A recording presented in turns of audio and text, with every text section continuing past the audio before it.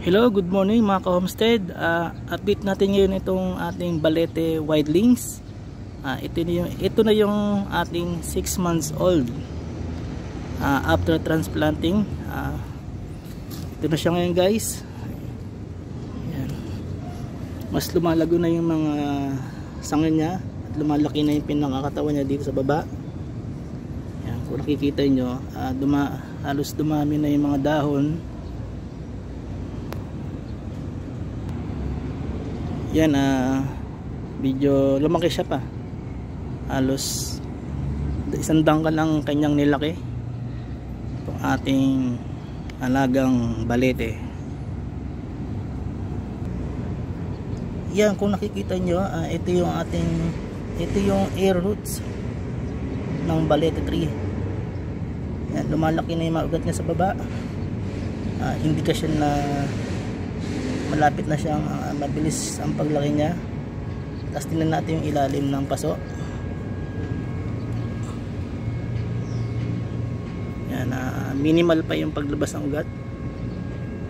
Meaning pwede pa siya dito ng mga hanggang mga 8 months. Yan. Yan, medyo na-expose niya sa araw. Dito halos full sun na siya.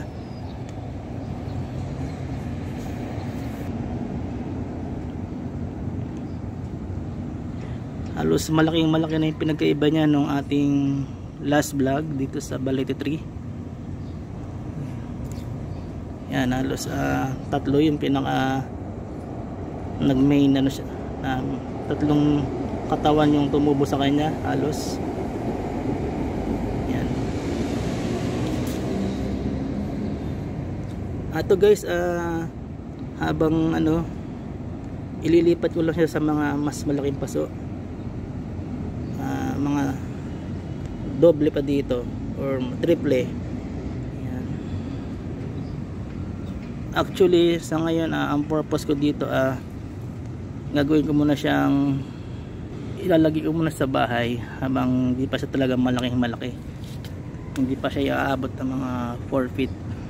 Ayan. Pero kapag umabot na siya siguro ng mga I think mga 3 feet, ayan, ililipat ko na siya sa field habang dito muna siya sa paso. Siguro mga last na paso niya yung triple yan laki. Tapos after niya na umabot na ng 3 feet, ililipat na natin to.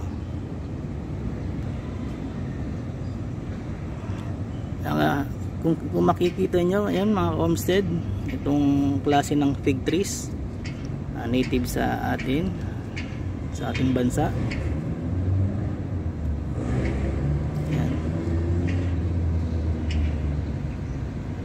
Ito yung kadalasang naitatanim sa EDSA, sa MMDA, sa mga sidewalks.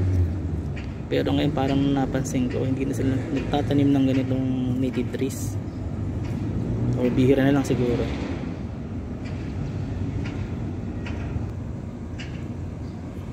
Yan, guys, ang katangian nitong balete tree, kahit putol-putulin yung katawan niya, tutubo at tutubo siya at magkakasanga. Yan. Or pwede mo siyang itanim ng i-propagate na pinaka-cuttings lang. Pwede rin buto. Yan. Yung buto nito kinakain ng mga ibon. Yung pinakabunga pala nito. Kadalasan mayroon dito mga dinadapon to ng mga maya, ang puno ng balete tree, tsaka ng mga fruit bats. Ayan.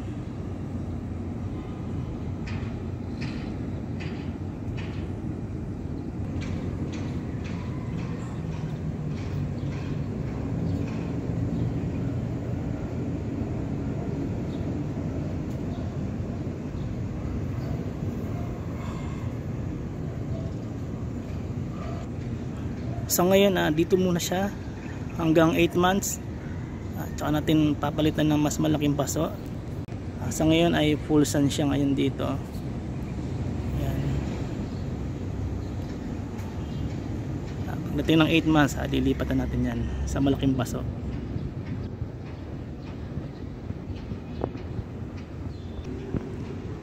O yan mga ka-homestead, ito na yung ating updates dito sa ating 6-month-old na Balete tree. Kaya kita-kits tayo sa 8 months. Bye bye.